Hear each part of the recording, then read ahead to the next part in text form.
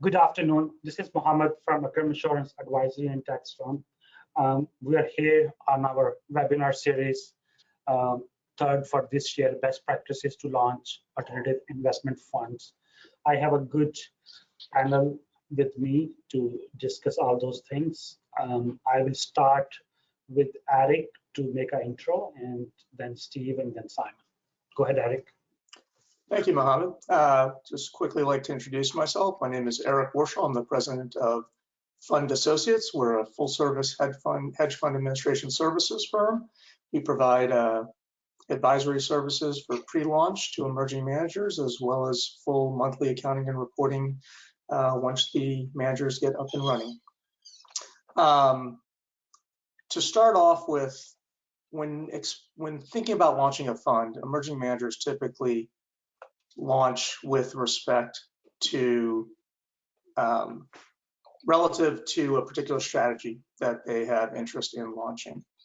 However, one of the things that they don't take into consideration is the concept of actually treating it as a business, because indeed when you're launching a hedge fund, it is both a strategy that you're looking to launch, but it is indeed a business as well.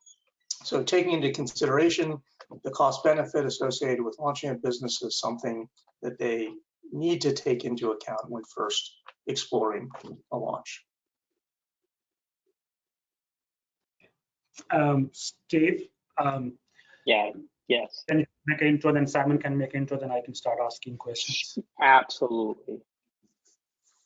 So my name is Steve Rosen. I don't know, I'm getting some feedback there. Let me see if I can do this. All right, let's see if that's any better.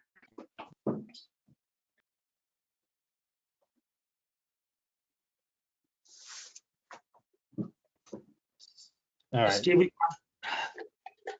yes, we can hear you, Steve.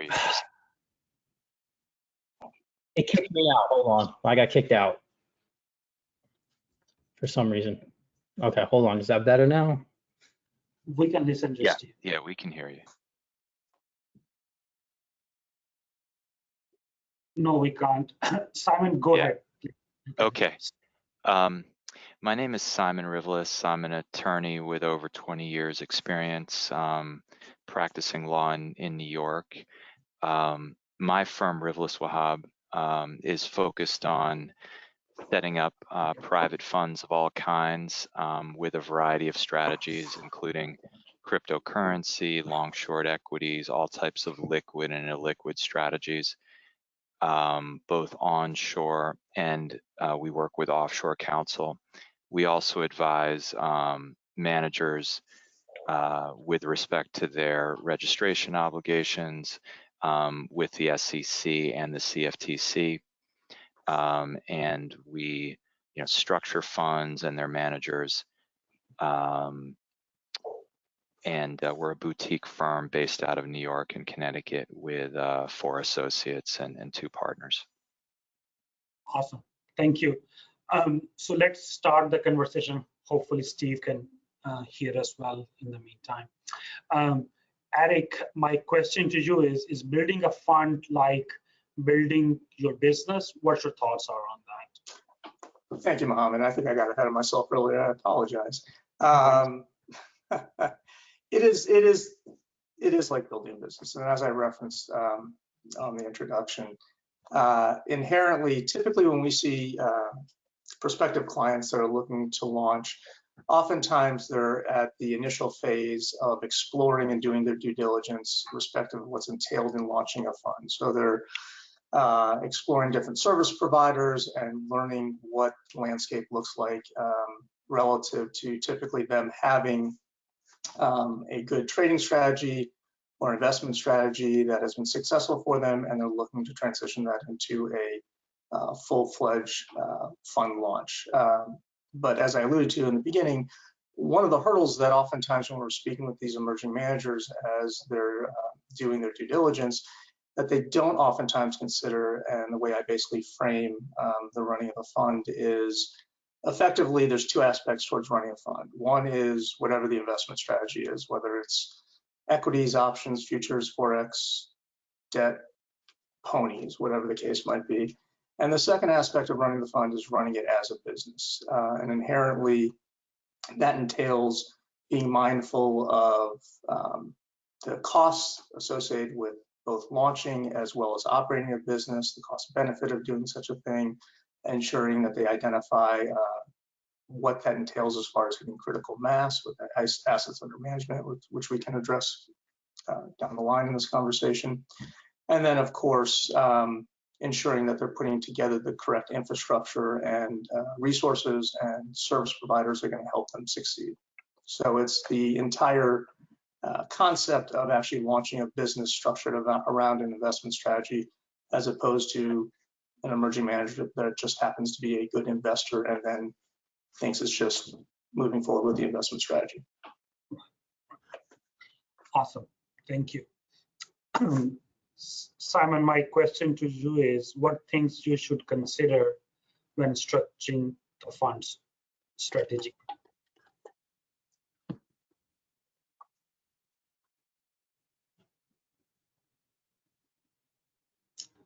I think he's muted. Yeah. Simon, you're muted. Sorry, Yes, guys. Yeah, thinking about how to structure a fund is certainly what we deal with every day, and fundamentally there's a variety of different considerations, but certainly the liquidity of the underlying assets that the manager is investing in is fundamental to the structure, as most the participants here know, and the listeners, is that the more liquidity a fund has in their underlying investments, the more liquidity the fund structure can offer to investors, all things being equal. So funds investing in liquid assets are typically structured, as open-end hedge funds, and strategies, investing in illiquid private companies or assets are typically structured with less liquidity as closed-end funds, and there's a spectrum of variations depending on the exact investment strategy. So certainly, it's key to look at the underlying investments. Certainly, where the manager is based has a variety of different implications, from regulatory, whether they need to register at the state or federal level, and depending on the assets they're investing in, whether they have to register with the CFTC, the Commodity Futures Trading Commission, for example, or other regulatory bodies. And then certainly the types of investors that the manager is looking to attract, that fundamentally factors into the structure of the fund, whether an onshore fund or offshore or both, or some variation of a master feeder, mini master feeder fund structure,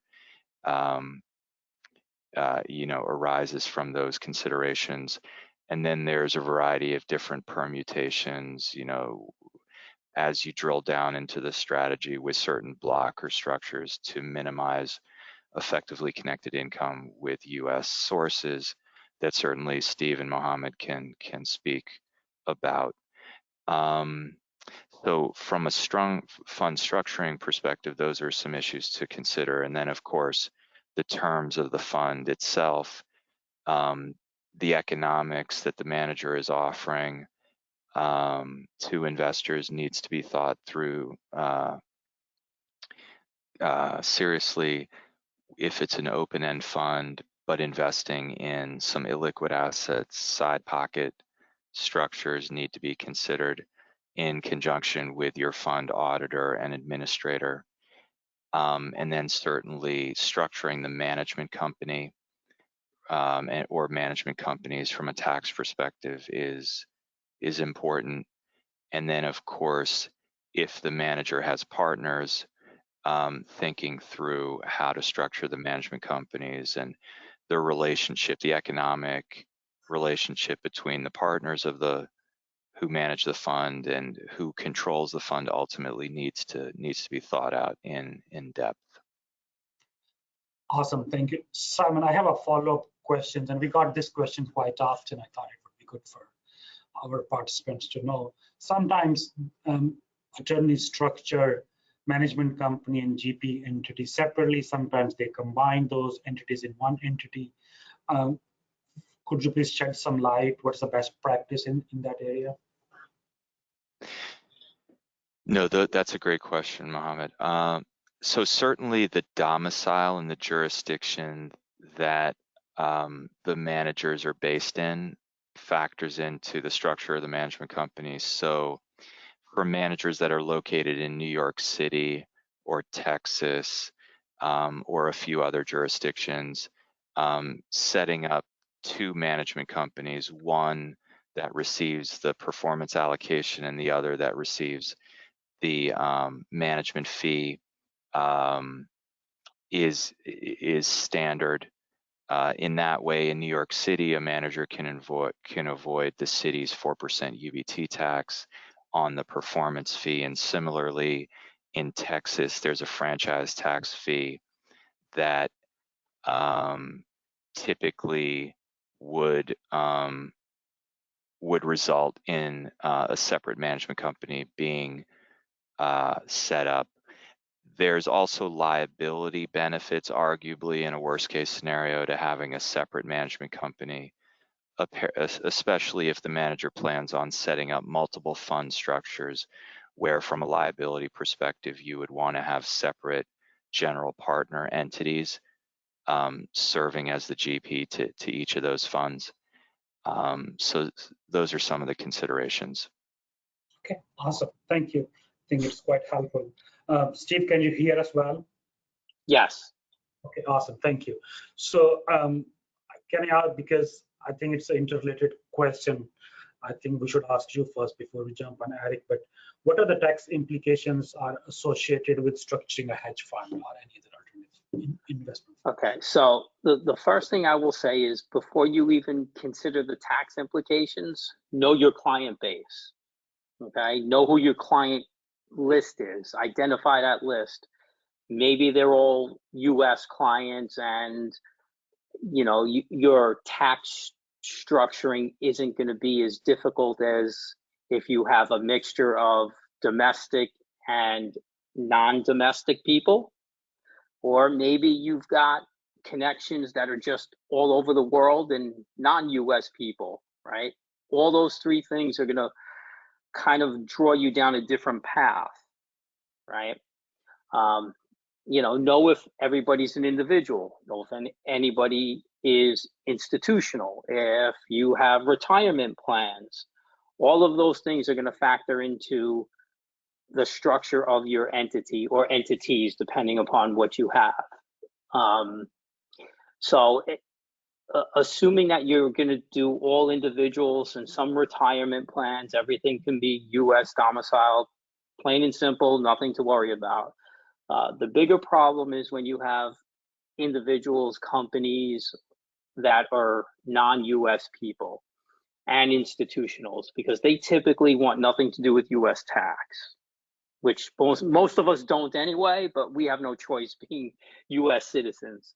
Outside of the US, they don't want their name known, they don't want anything known. So what will normally happen is you will have a US fund for the US people and an offshore fund, whether it be Cayman, BVI, Malta, Jersey, Guernsey, name them all, right? Wherever, you know, you can park your investors, that's perfect.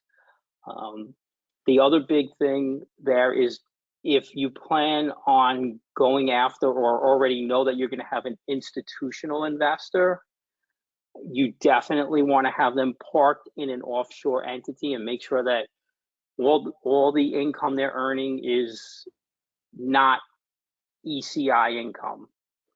Okay, so what happens is, once you get any determination of effectively connected income to from the US to the offshore, you potentially taint that income, and now that income becomes taxable for those non-taxable people. The other thing I will say that a lot of emerging managers and even some fund managers that have been around a while. And Eric, Simon, chime in if I'm missing the boat here. People tend to forget the 25% ERISA rule to check on it, right? And it's not just at year end. It should be done throughout the year, because if at any point in time you crack that, you've got some serious reporting issues to contend with, and tax issues. Can you please explain, Steve, to our participants, listeners, what is stands for ERISA and what that rule is? Or I would say probably Simon would be a best person to answer this. Simon, what did you think? I can certainly speak to it. So to Steve's point, there's a threshold of 25% of defined benefit plan money and any self-directed IRA money. If you exceed that, you become subject to the much more rigorous compliance obligations of the ERISA statute. And as a consequence, most managers, if not all, that in my experience, try to avoid exceeding that threshold. So particularly for managers that accept pension plan or defined benefit plan money, they have to be very careful not to, on an aggregate basis with all their retirement accounts, exceed the 25% threshold. Eric, my question to you is that, do you really determine ERISA? Is this part of your fund admin agreement? And sometimes did you recommend fund managers to be in compliant? He needs to kick out some of the investors. Yeah, so yes, we'll, in coordination with the fund manager, be keeping track of typically IRA investments into the fund, and I'll defer to Simon on this, but as we understand it, a lot of emerging managers, when they're first launching, typically are doing so with friends and family money and high net worth individuals. So oftentimes they're going to be taking in capital investments from IRA custodians, which is perfectly fine. It's a very standard process. Those IRA monies within the fund, and Simon, I'll defer to you, but they can continue to take that money in, and it doesn't count up against ERISA until you take your first pension money or institutional pension money, and then all of a sudden that threshold you can go knock up against that threshold. Correct, Simon? That's right. Yeah. So oftentimes what we'll see is, and it has to be something that the emerging managers take into consideration when they're determining what types of clients they want to take into their fund. They might load up on investors, high net worth individuals that have IRAs, that the IRAs alone might kick up against that 25%, but if they're not concerned about taking in pension money or anything along those lines, ERISA is not going to become an issue for them. If indeed they are thinking about that down the line, it's something they need to consider irrespective of their investor mix. Okay, awesome. No, I think we covered a lot of ground here for the retirement money in the funds, especially which is subject to ERISA. ERISA stands for Employee Retirement Income Security Act of 1974. So we're aware of the term, so should do that. So Eric, my next question to you is, what does acting institutional from the outset entail, and what specific details should you focus on?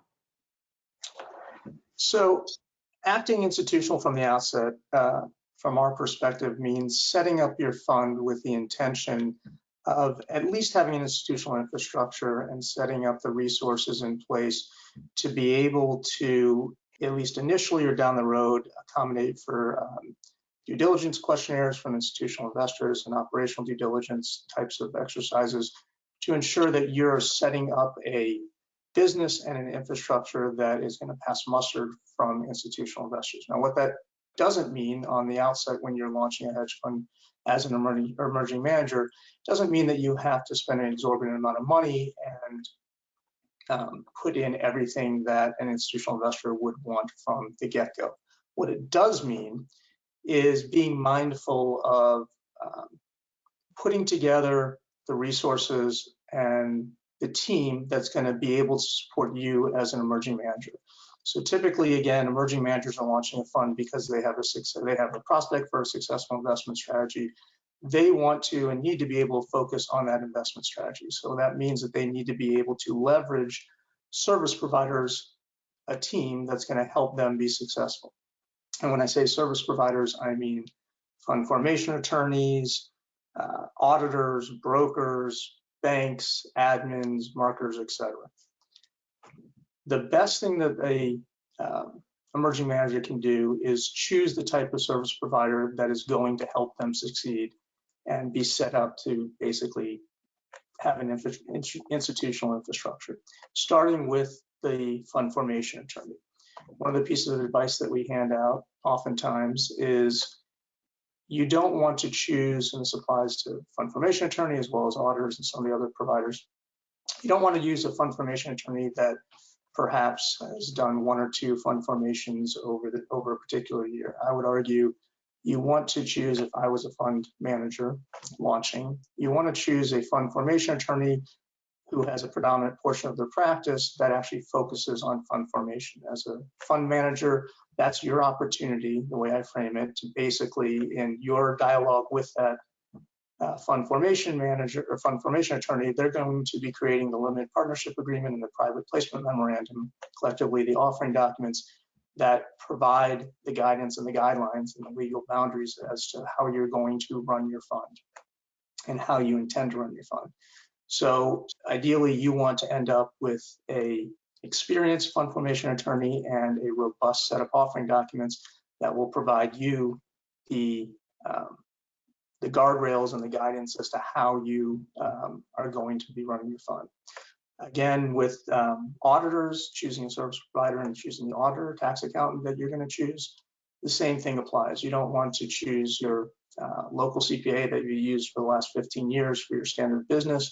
There's enough nuances and details associated with hedge fund tax and audit that you want to choose an auditor that predominant portion of the practice focuses on hedge funds. With respect to other service providers, brokers, same type of thing applies.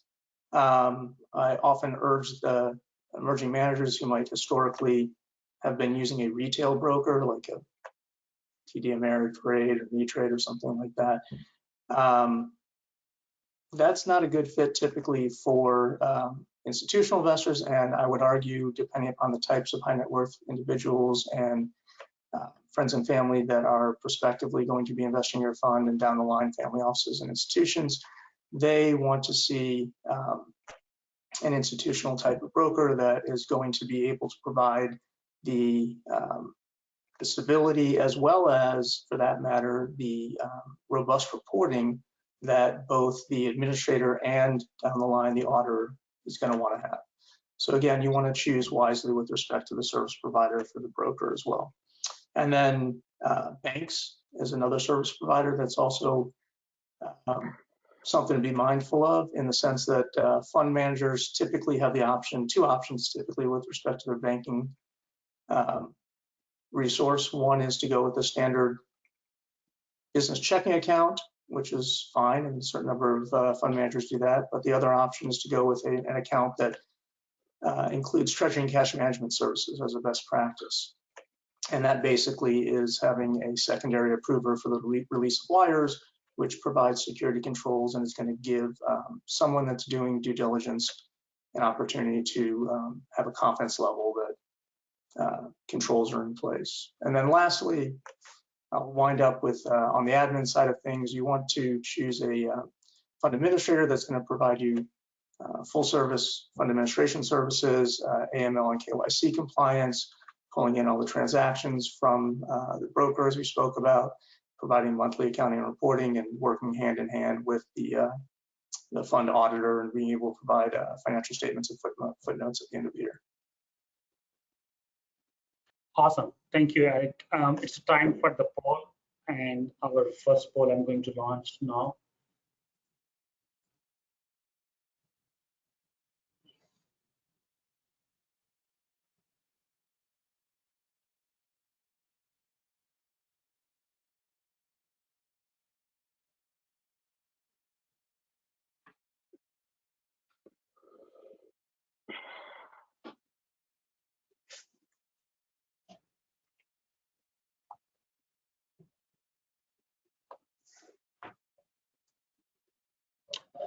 Our first polling question was that are you a fund manager, investor, or accountant? So I believe 80% said yes, they are from the fund manager side. So thank you on that. So just keep in mind that at the end of this presentation, we will give you the CP certificate under the NASPA registration. Rules are that you need to listen this conversation for 50 minutes and you need to answer 3 out of 4 polling questions. So we will continue our discussion. So now the question is, I think belongs to, next question is for Simon, I believe.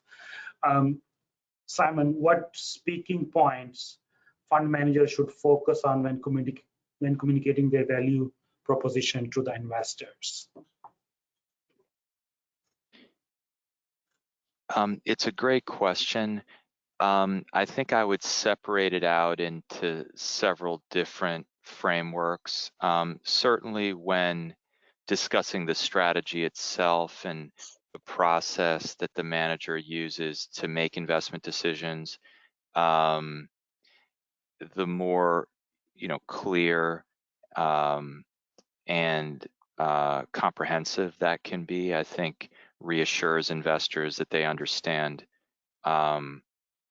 again what the process is that the manager utilizes to make investment decisions.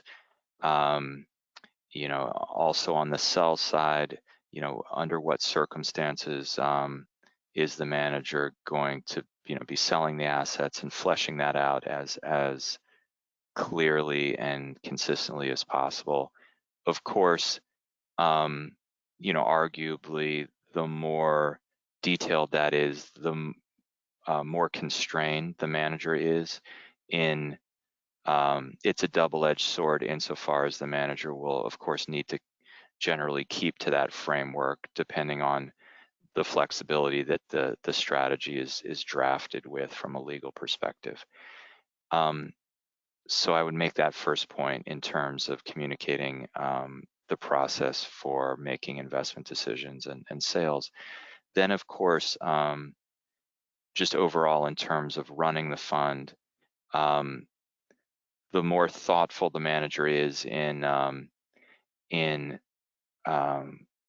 structuring the disclosure framework, beginning with a comprehensive fund offering memorandum and well-drafted legal documents that spell out, for example, the valuation framework that the fund is going to implement is very important. Having, probably part of the investment strategy structure is having a well-developed risk management framework is also very important to communicate, a thoughtful manager and thoughtful launch. And then certainly, as Eric and Mohammed and Steve has mentioned, leaning on your service providers who hopefully have a lot of experience structuring funds and advising managers is critical to really understanding, to leaning on them when you're not sure you understand how something is supposed to function from a valuation or tax or regulatory perspective, reaching out and making sure you clarify all that. And certainly consistent communication with your investors about any material changes to the fund, communicates that the culture of the firm is transparent and you're treating your investors as partners. Awesome, thank you. Steve, would you like to Mohammed, yes, I have just a quick little side note for question for Simon. So you mentioned when creating your fund docs, you have your investment strategy in there, correct? Yes. Right. So my question is, and I'm sure a lot of people have this question, and this is, just along the line since we touched on it. If your fund docs, for argument's sake, say you're going to be a long short equity fund, and all of a sudden you've got this great thought that you're going to go into the crypto space, like everybody else in the world today. right? What's the potential pitfall there? Yeah, absolutely. You know, a manager, you know, would certainly be opening themselves up to a significant amount of liability if they've not, you know, gotten consent from their investors to deviate from the strategy that they've outlined in both their fund documents and in, you know, conversations with investors, as well as any marketing materials. So yeah, Right. that's In the old, critical, right. Steve. In the old days, we called that style drift, right? Right. And Steve, I can tell you, we see that somewhat, not that frequently, but somewhat frequently, just because some managers become opportunistic and they want to take advantage of things like that. And we advise them to do exactly what Simon said from a liability perspective. Yes. Yes. Yes. I just wanted to just throw that out there because I know that that's a big thing. And some people, you know, will say, well, my fund docs say I can do what I want, right? Which is true to an extent, but there are parameters to which you can do that as well. So I just wanted to make sure everybody understood that. Okay. So next question is, I think for Eric, what questions should fund manager ask themselves with regard to approaching potential investors and gathering capital? And everyone knows that raising a capital is a difficult job for any fund manager. Yeah, besides launching and being successful in the strategy that they're running, that is predominantly the type of question that comes up thereafter, is raising capital. And candidly, from our perspective, there's no silver bullet to that. It's a matter of, and we've had multiple conversations over the years with multiple managers that are trying to identify the best practice towards that.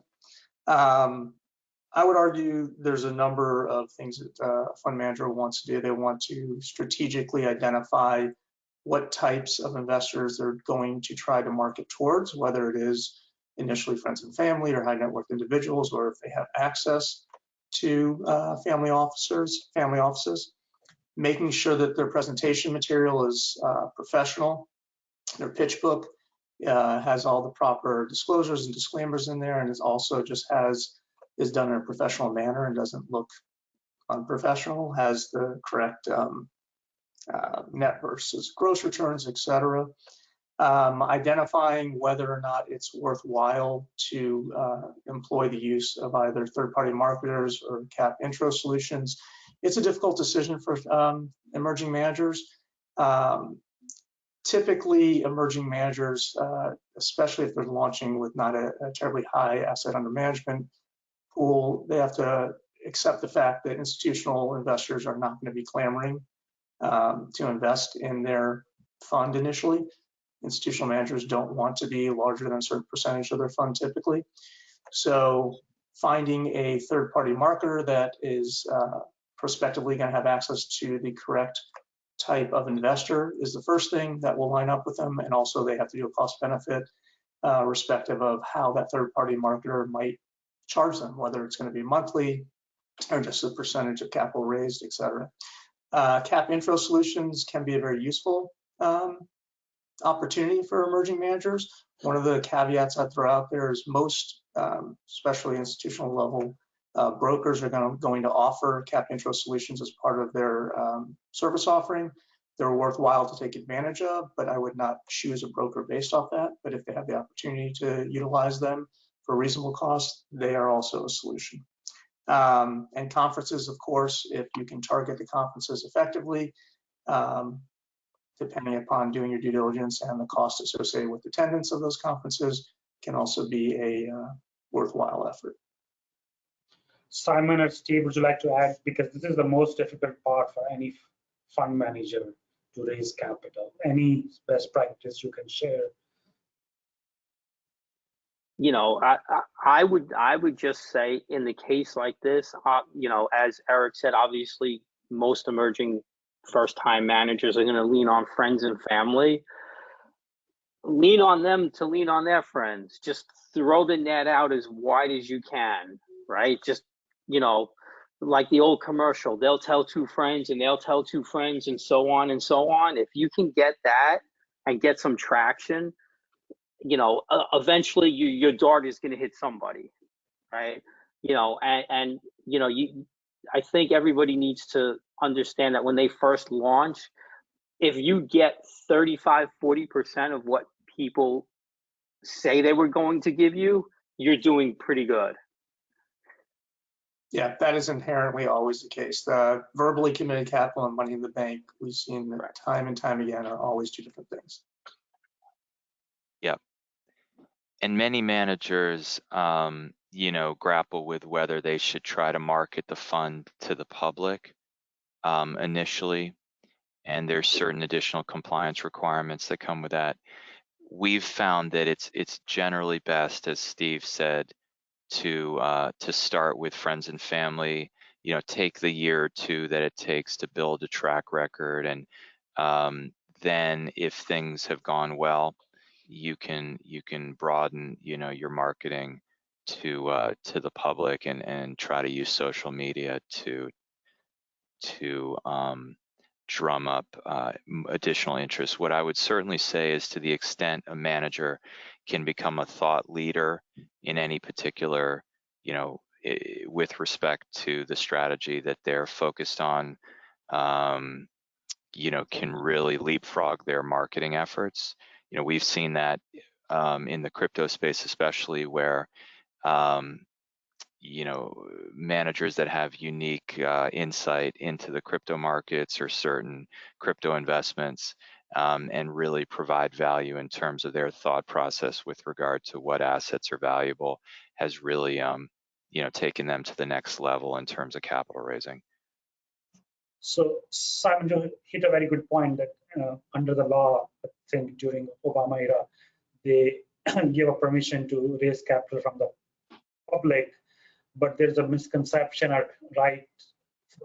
Fully, it is correct that if you go and raise capital from the public under 506C, SEC most probably will audit the investment advisor in that situation. Is this still the same case, or what the rules are?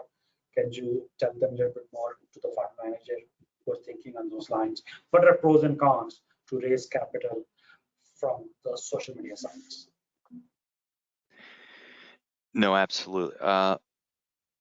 So certainly, I think the incremental risk of being audited, it does increase somewhat, but certainly to the extent that an investor's marketing materials and public outreach efforts are well vetted by their attorney primarily, to make sure that they comply with best practices. Even if the SEC does look at a manager, they're likely to be satisfied that they have, you know, marketed appropriately within the rules. I think fundamentally, it's a question of, you know, how effective a public outreach is, and in our experience, you know, without at least a several-year track record, it's just not that effective getting your name out there unless you really are sharing, you know, valuable insights with respect to the market or particular investments that can build a brand over time. But and it's certainly, there are, as I mentioned, if you are under 506C and you generally solicit, you have to verify the independently verify the accreditation of your investors, which, all things being equal, makes it, you know, creates somewhat more friction in the onboarding process, and may, you know, scare some investors away. Although you know, there's several independent firms that will do it. Eric can speak to whether his firm will handle that, but there's independent firms that you can also lean on to do those accreditations. Yeah, we found that a number of our clients have explored the prospect of going down that path, and the hurdles associated with exactly what you just stated, Simon, basically turn them towards not going down that path in the end, oftentimes, or actually every time that they've explored it. And it wasn't, to your point and to Steve's point, it just, the hurdles weren't worth it for the cost benefit. Nope, Okay. just ask Kim Kardashian. She got penalized, right? Yes, most of our emerging managers won't belong to that segment of the society. Okay, so time for next polling question. Yes.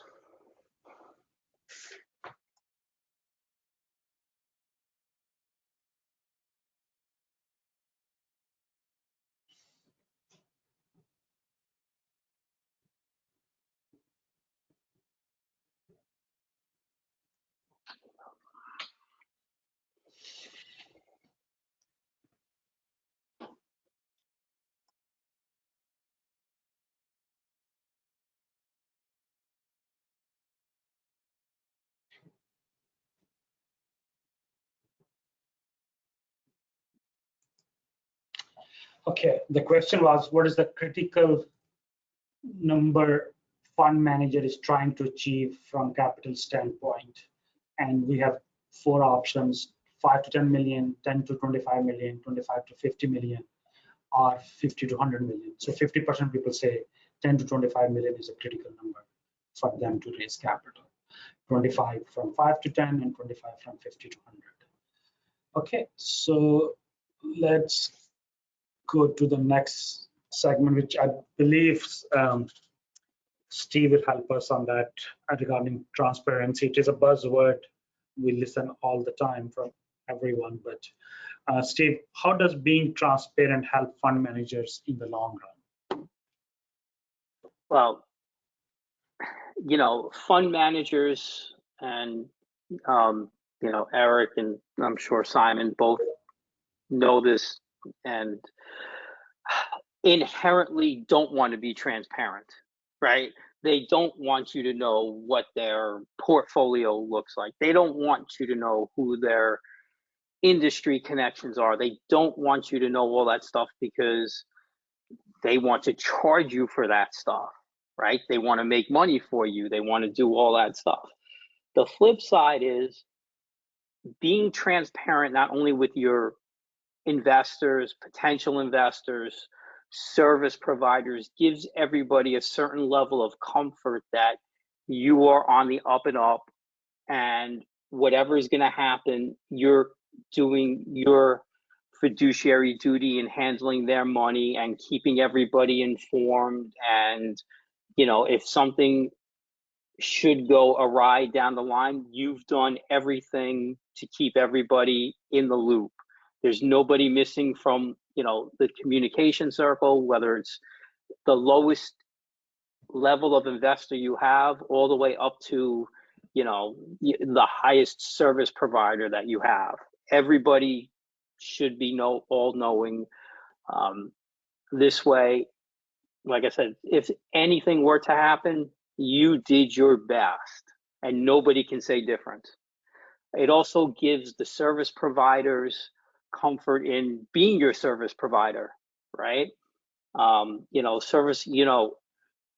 fund managers tend not to want to bother the attorneys because the attorneys, every time they pick up the phone, charge $1,000 an hour, right? Then they don't want to bother the accountants because the accountants are busy, right? Then they don't want to bother the fund administrator because the fund administrator's got 8 million other clients, right? That thought process may be true, that all those facts may be true, but you need to bother them. Everybody needs to know what's going on, because if you're not transparent, we can't act proactively, and if we have to act reactively, there's no digging out in certain situations. You know, that's my big take on it. Eric, Simon, do you have anything that you want to add or I missed or disagree with? I would completely agree with everything you said, and I'd dovetail that with being transparent is going to be a lot easier if you're doing exactly what you should be doing, which is following everything that has been written into your offering documents, respective of how you are to run your fund. So basically, when you're crafting those documents with the fund formation attorney, you're putting everything in those documents, basically lays out how you should properly run your fund. And if you're adhering to everything that's in those documents, then being transparent is also going to be a lot easier. No, I think that's a very good point, Eric. And yeah, I think certainly being completely transparent with the service providers is critical, so they first of all understand the issues and you know, can advise you appropriately. I think transparency, of course, is critical to investors as well. But I think the manner in which you're transparent, you should discuss with you know, your fund attorney. You want to, of course, inform investors of any material matters regarding the fund. But you know, not share every minute you know, transaction. So but yeah, certainly a culture of transparency is critical. Awesome, thank you. So obviously, Simon, you have running a law firm, and most of the time fund managers reach out to the attorneys first before they structure anything, right? So you are the gateway of this industry. So my question to you is, what essential functions should fund manager prioritize from their operations? From a startup perspective, Mohammed. Yep. You know, it goes without saying, it's not going to come as a surprise that getting you know, an experienced fund attorney to help a manager through the process is critical. You know, we're not generally reinventing the wheel. So some managers think that they can use, you know, fund documents they've found, or they have colleagues that use, and you know, 90% of the fund documents may be appropriate for the fund manager's fund, but it's, you know, it's the 10% or even 5% that is not appropriate, or they miss some tax nuance in terms of structuring, or some regulatory nuance that is not worthwhile to not get someone who's not been through it, you know, many times. So I think that certainly goes without saying that I would suggest that. Fund administration, I think is absolutely critical. Some managers think that they can avoid that because they have some skill with an Excel sheet, but they're really missing the boat, and you know, they're being penny wise and pound foolish. So those are two critical functions. And then certainly to raise capital from institutional investors and experienced high net worth investors, even if it's not legally and regulatorily mandated, getting the fund audited is crucial to taking the next step to growing the fund. And many, you know, all of these expenses, many managers don't realize are fund expenses. So it's not coming out of their pocket or out of the management fee. So it's essentially the fund managers, investors, who are paying for, you know, these service providers to provide, you know, best practice and best in class services to the fund, which is going to, of course, benefit the manager long term. And you know, reiterating what I mentioned earlier, which is just thinking through, you know, clearly communicating the investment strategy and the investment process is critical to raising the capital. So I just leave it at that. Steve, Eric, would you like to add what operation they should outsource, just focus on their key core skill set? What would you recommend them? Right. So I would say 90% of the time, these emerging managers you're going to see a one-man shop, maybe if you're lucky, a two-man shop, right? And in a case like that, the one or two man is taking on roles that they shouldn't be taking on, right? They're they're making the trades and they're doing the valuation, right? They're doing the accounting and they're doing COO work, right? There's no quote unquote Chinese wall between any of these functions.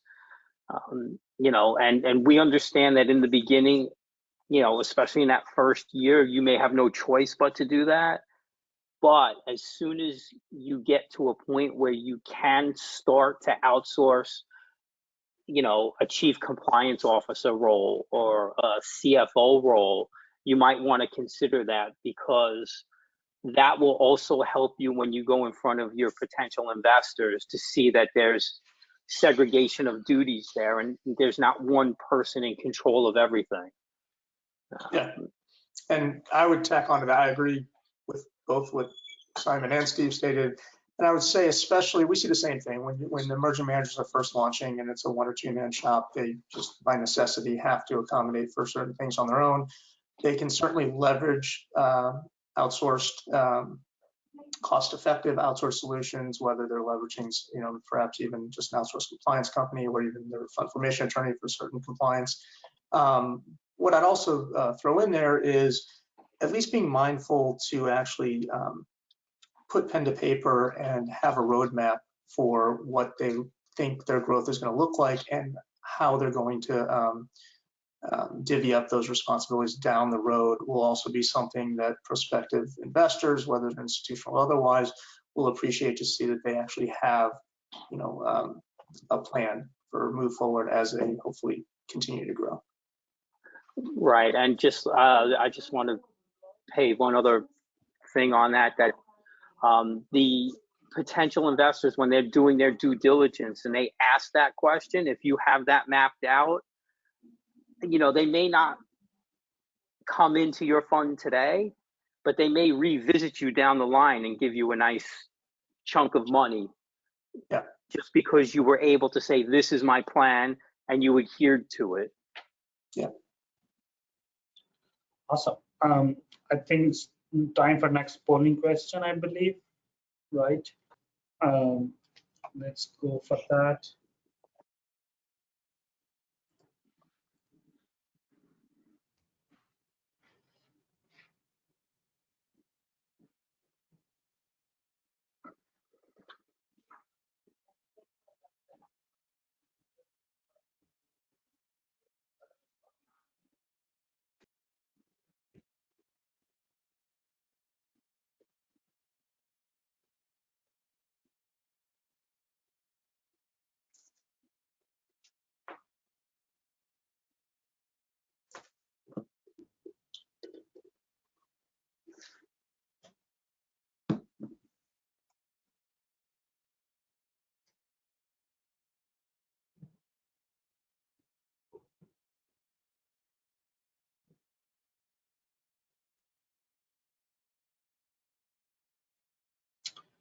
Okay.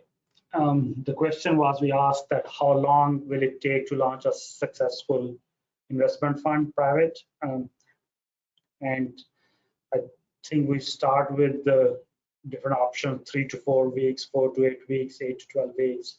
Majority, I would say 80% people say 12 to 16 weeks. And this is a question we need to ask now Simon, because this is what he deals on daily basis, right? When the fund manager comes to you, what do you think is the real expectation, and how long usually takes for them to launch the fund? Simon. No, I would say at the best case scenario, we've launched domestic long short funds in as little as 2 weeks, 3 weeks, but that's certainly I would say unusual. There's a variety of different steps that have to happen in tandem, including opening a bank account and the managers selecting their service providers, and giving the manager enough time to circulate the final fund documents to investors and allow them to review. Certainly, the time involved will depend on the complexity of the fund structure and frankly, the complexity of the management company. In my experience, the more managers, the more members of the GP and fund manager there are, generally the more eyes are on the documents and the more negotiation potentially there are between the managers with respect to the terms they're signing up under. But with a basic fund structure, outside of crypto, I think certainly as quickly as 3 to 4 weeks, but certainly we wouldn't want to rush anything, especially for the manager. So if the manager on a typical domestic fund can give them themselves 6 to 8 weeks, that's usually recommended. The bank account process for a traditional fund can be as quick as a week, but can take 2 to 3 weeks, depending on the bank involved and what their capacity is at that particular time. In crypto, it tends to be longer due to the limited number of banks and the due diligence involved. But certainly one thing I would say is, smaller boutique fund formation focused law firms can usually set up funds, quicker than a giant law firm that has, a larger bureaucracy. Right. So I know, Simon, you have launched hundreds of funds in your lifetime, right? Who knows how many? And do you really track that? But my question to you is, what is the longest time period you have experienced when you launched any of the fund? What was the longest? It was 6 months, a year, 2 years? That's a funny question. Certainly a year. Okay. I've had managers disappear for whatever reason and reappear, and I'm sure the other service providers have seen that as well. Life gets in the middle of launching a fund, and yeah. So, but we, the beauty of it is we can pick up where we left off from a legal perspective relatively easily. Obviously, you don't want to let a fund entity sit there for too long dormant without any activity, because then if an entity has been set up one day and then you launch 2 years later, there may be some question as to what was going on for that period of time. But aside from that, the manager can take their time. Awesome. I think now it's the time to last question, and I think Steve, my question to you is, why is expanding your network so important when fund manager launch a fund? Right. So this goes back to what I mentioned earlier, that just cast your net as wide as you can, as far as you can. Prior I had mentioned that in regards to capital raising, but I'm also going to say this in regards to leaning on people for help, direction, guidance, support, possibly figuring out who's better served to help you at both inside the fund and outside service providers. The more help you can get, the easier it's going to be on you, as opposed to being the one-man gang that wants to do it all by himself and make every decision without knowing A, B, C, or D. If you can go out and cast your net and somebody can answer B and C for you, you just knocked off 2 things off your plate without having to worry about it. So I would say, as many people in your network that you've worked with in the past, that you've had a connection to, it doesn't hurt to reach out and say, hey, this is what I'm doing. This is my thought. What do you think? Awesome. Thank you. I think we are running out of time, but the last polling question, and then we would.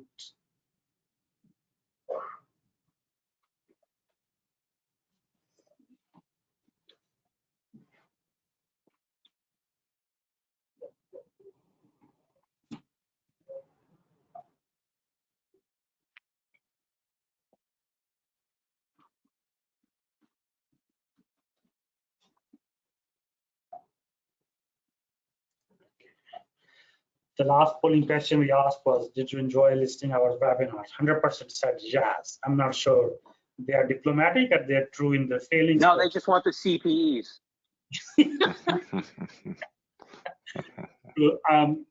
I would say take a minute to thank you, everyone, our wonderful panelists here, Simon, Eric, and Steve. Thank you for your time joining us. Before we finish this conversation, is there any last point you think you want to recommend to the managers who are in the process of launching a fund? What critical, important point they should consider the most during this process? Simon, starts with you. That's a great question, Mohammed. The most critical, I think, as Steve mentioned, the more people you can talk to and get their wisdom, and take your time in launching your fund if you can, to really, for managers that haven't done this before, to familiarize themselves with best practices and even the legal documents once those have been formed, and really informing themselves is really also a good way to demonstrate to your investors that you're committed to running the fund in the right way. Awesome. Simon agreed. I was right, and I was going to say, just have patience and be professional, because those are two things that you're going to need. You need a lot of patience because things are never going to move as fast as you need them to be, and just be professional, whether you're talking to a potential investor or service provider. You never know when you're going to circle back and meet them or need them. Yeah. Absolutely. And I'd finish off by saying, just as investors do their due diligence on you, respective of the business offering that you're providing, take your time, do your due diligence on the service providers, on the team that you're going to put together. Get a comfort level. You want to make sure that you're choosing the professionals that you want to work with and that are going to support you effectively, both upon your launch as well as hopefully as you continue to grow. And that's a good match. Thank you. I would say thank you, everyone. Again, Simon, Eric, Steve, and taking the time to speak and share your knowledge and expertise with the group. Thank you, everyone. Bye. Thank you. Thank you. Mom. Thank you.